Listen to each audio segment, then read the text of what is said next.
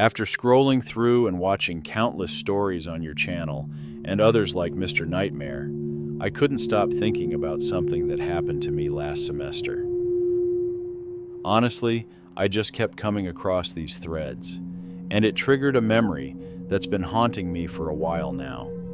I feel like I need to write this down because honestly, I still don't know what to make of it. I'm a nursing student at a mid-sized state college in the Midwest, which means my life revolves around clinical rotations and study groups that bleed into the early morning hours. Our main study room is in the Health Sciences building, maybe 5 blocks from my apartment, close enough that I usually just walk. We had our pharmacology final coming up, one of those exams that could either make or break your entire semester, so I had been practically living in that building for days, only going home to change scrubs and grab whatever food I could eat standing up. This particular night, I packed up around 2:30 a.m. And since my place was so close, I figured I would just hoof it back instead of waiting around for campus security to give me a ride, just like I've always done. And besides, calling them for such a short distance always made me feel like I was wasting their time when they could be helping someone who actually needed it. So I head out, and I'm walking my usual route home, sticking to the well-lit parts of the sidewalk. I had my phone in one hand with my roommate's contact pulled up just in case, while paying attention to everything around me the way my mom taught me before I left for college. The streets were empty, except for the occasional car passing through, and there was that weird quiet that only exists in the hours between night and morning, when even the bars have closed, but the coffee shops haven't opened yet. I actually felt pretty calm. Then I turn onto Maple Street, the one with all the old houses converted into student rentals, and all of a sudden, this guy emerges from between 2 parked cars wearing dark clothes, and he just falls into step behind me, maybe half a block back. At first, I didn't think much of it. It was finals week, and finals week meant everyone studied at late hours, and plenty of people were probably walking home from the library or their own study sessions around campus. But then he started humming. It wasn't a song exactly. It was just this low, droning sound that seemed to vibrate in the air between us, and something about it made my heart skip a bit. I picked up my pace slightly, trying to seem casual about it, telling myself I was just being paranoid. But before I could realize what was happening, the humming shifted into words I couldn't even understand. It sounded more like this rhythmic chanting in what might have been Latin or something that just sounded like it. And his voice had this raspy quality that didn't quite sound right. The words got louder as I walked faster, like he was timing it to my steps, and I could hear him speeding up too. His footsteps were echoing mine on the pavement. My heart was hammering so hard that I could feel it in my throat, and every horror movie I had ever seen was playing in my head as his chanting grew more insistent and more guttural, like something was scraping its way out of his chest. I practically jogged around the corner onto Harrison Avenue, and thank God there were 3 people from my anatomy class sitting on their front porch, probably taking a break from their own studying. The second this guy spotted them, he just stopped immediately, like he didn't even finish whatever phrase he was chanting anymore. He just turned around and walked back the way he had come from, like nothing had happened. I haven't seen him around campus since then, and I have no idea what he was trying to do, or what any of those words meant. But I take the security shuttle home now, no matter how short the distance is.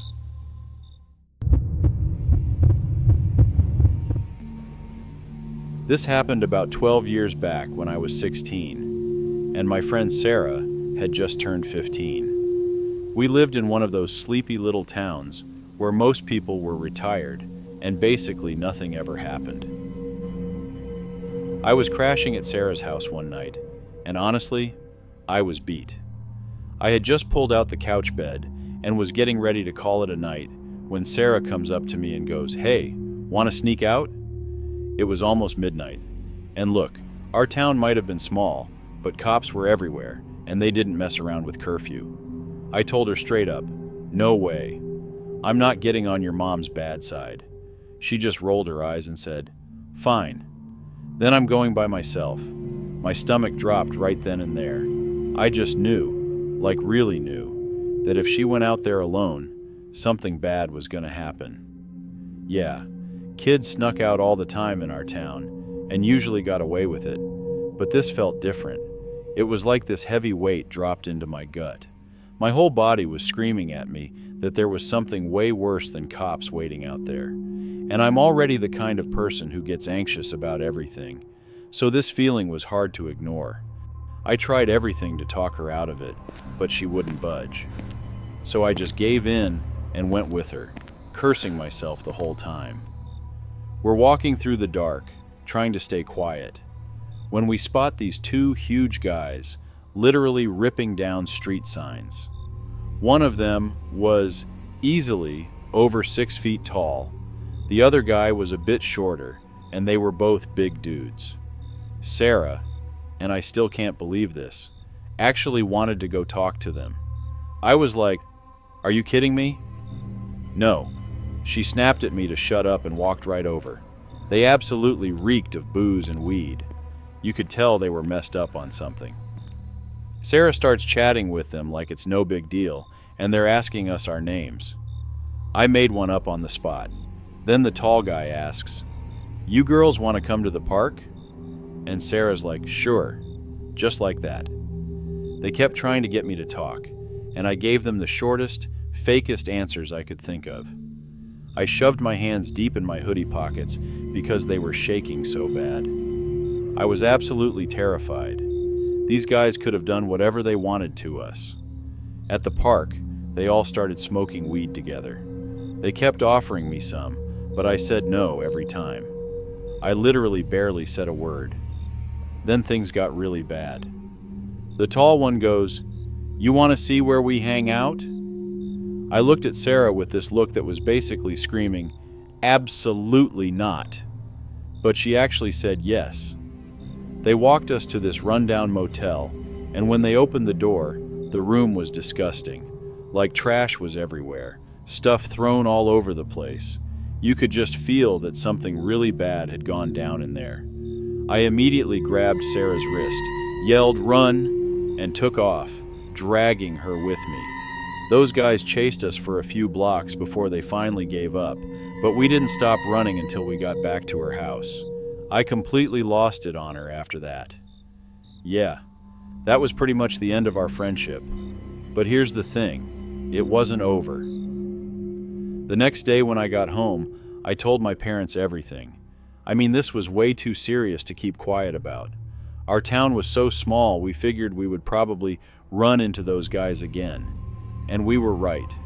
A few days later, I'm skateboarding home, and I see the tall guy walking out of a house toward this bright yellow car. Like, he lived right behind my street. The look on his face made my blood run cold. He looked pissed. I wasn't about to let him figure out which house was mine, so I took off fast and went a completely different way home, checking over my shoulder the whole time. He wasn't following me, but when I got home, I told my parents where he lived, but there wasn't much we could do about it.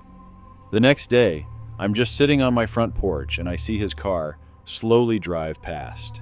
And yes, it was the guy again, and he saw me.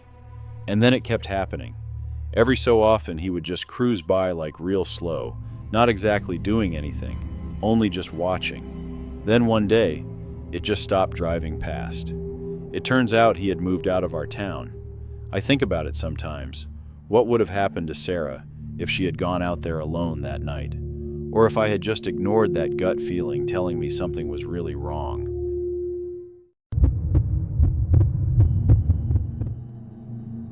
So last night, something really freaky happened with my mom, and I'm still trying to wrap my head around it. My mom was upstairs lying down with my little brother in his bedroom, trying to help him fall asleep like she usually does, since he is only 10 and still likes the company sometimes. Now, the way his room is set up matters here because there's a window that faces directly toward the bed, which means if you're lying down, you can see straight out to the porch. Mom was lying on her stomach, facing away from the window, but my brother was flat on his back, with a perfect view of it, just staring up at the ceiling. That's when this light suddenly appeared on the porch out of nowhere.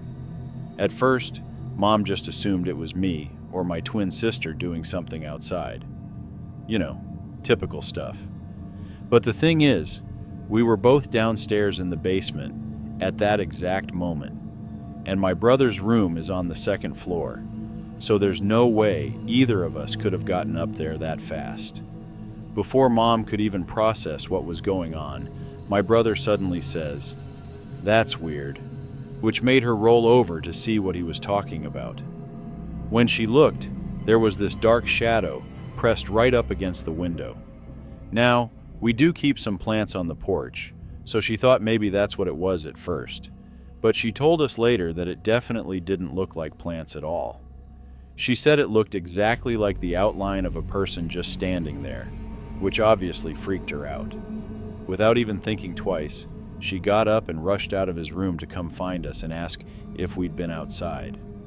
Once we told her we hadn't left the basement, she headed to the front of the house to turn off the porch light, but when she got there, she realized it wasn't even on in the first place.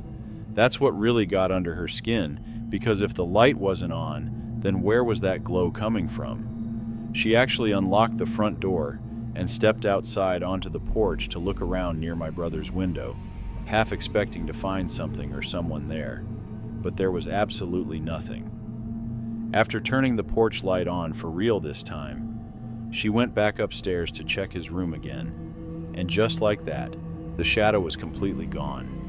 The rest of the night we kept hearing these strange noises coming from outside, but after Mom told us everything that happened, none of us were about to go out there and investigate. I mean, we live in a regular subdivision with neighbors all around us, so it's not like we're isolated in the woods or anything like that. But here's the thing. Our driveway is pretty long, which means our porch sits pretty far back from the street. So for someone to actually walk all the way up to our front door at midnight makes absolutely no sense and is honestly terrifying to think about. What's been eating at me is that just the night before all this happened, I was out jogging around the neighborhood like I always do, and this car started following me for a solid 2 blocks. I kept telling myself it was probably nothing, just a coincidence. But now, after what happened with my mom and brother, I can't help but wonder if maybe it's all connected somehow. I honestly don't know what to make of any of this, and it's been stuck in my head all day.